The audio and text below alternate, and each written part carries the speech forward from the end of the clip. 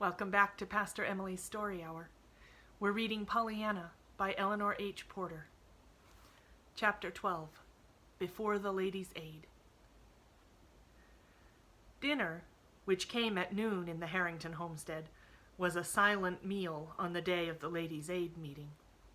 Pollyanna, it is true, tried to talk, but she did not make a success of it, chiefly because 4 times she was obliged to break off a glad in the middle of it, much to her blushing discomfort. The 5th time it happened, Miss Polly moved her head wearily.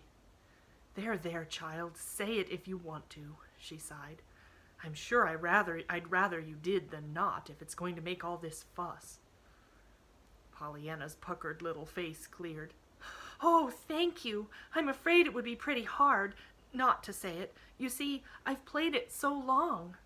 "You what?" demanded Aunt Polly. "Played it. The game. You know, that Father—" Pollyanna stopped with a painful blush at finding herself so soon again on forbidden ground. Aunt Polly frowned and said nothing.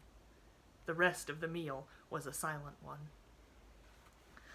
Pollyanna was not sorry to hear Aunt Polly tell the minister's wife over the telephone a little later that she would not be at the Ladies' Aid meeting that afternoon owing to a headache.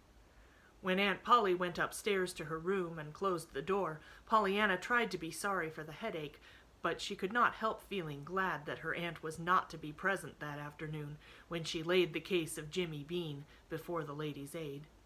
She could not forget that Aunt Polly had called Jimmy Bean a little beggar, and she did not want Aunt Polly to call him that before the Ladies' Aid. Pollyanna knew that the Ladies' Aid met at 2:00 in the chapel next to the church, not quite half a mile from home. She planned her going, therefore, so that she should get there a little before 3. "I want them all to be there," she said to herself, "else the very one that wasn't there might be the one who would be wanting to give Jimmy Bean a home, and of course 2:00 always means 3, really, to Ladies' Aiders." Quietly, but with confident courage, Pollyanna ascended the chapel steps, pushed open the door, and entered the vestibule. A soft babble of feminine chatter and laughter came from the main room. Hesitating only a brief moment, Pollyanna pushed open one of the inner doors. The chatter dropped to a surprised hush. Pollyanna advanced a little timidly. Now that the time had come, she felt unwontedly shy. After all, these half-strange, half-familiar faces about her were not her own dear Ladies' Aid.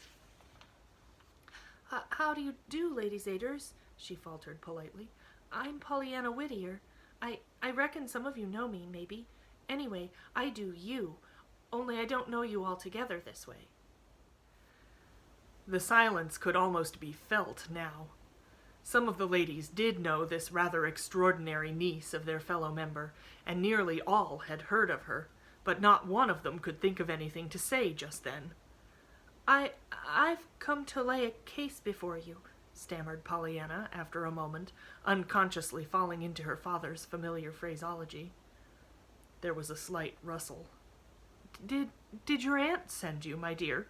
asked Mrs. Ford, the minister's wife. Pollyanna colored a little. "Oh, no, I came all by myself. You see, I'm used to Ladies' Aiders that brought me up, with Father." Somebody tittered hysterically, and the minister's wife frowned. "Yes, dear, what is it?" "Well, it's Jimmy Bean," sighed Pollyanna. "He hasn't any home except the orphan one, and they're full and don't want him anyhow, he thinks, so he wants another. He wants one of the common kind that has a mother instead of a matron in it. Folks, you know, that'll care. He's 10 years old, going on 11. I thought some of you might like him, to live with you, you know." "What, did you ever?" murmured a voice, breaking the dazed pause that followed Pollyanna's words. With anxious eyes, Pollyanna swept the circle of faces about her. "Oh, I forgot to say, he will work," she supplemented eagerly. Still there was silence. Then, coldly, 1 or 2 women began to question her. After a time, they all had the story and began to talk among themselves, animatedly, not quite pleasantly. Pollyanna listened with growing anxiety. Some of what was said she could not understand. She did gather, after a time, however, that there was no woman there who had a home to give him, though every woman seemed to think that some of the others might take him, as there were several who had no little boys of their own already in their homes. But there was no one who agreed herself to take him. Then she heard the minister's wife suggest timidly that they, as a society, might perhaps assume his support and education, instead of sending quite so much money this year to the little boys in faraway India. A great many ladies talked then, and several of them talked all at once, and even more loudly and more unpleasantly than before. It seemed that their society was famous for its offering to Hindu missions, and several said they should die of mortification if it should be less this year. Some of what was said at this time Pollyanna again thought she could not have understood, too, for it sounded almost as if they did not care at all what the money did, so long as the sum opposite the name of their society in a certain report headed the list. And of course that could not be what they meant at all.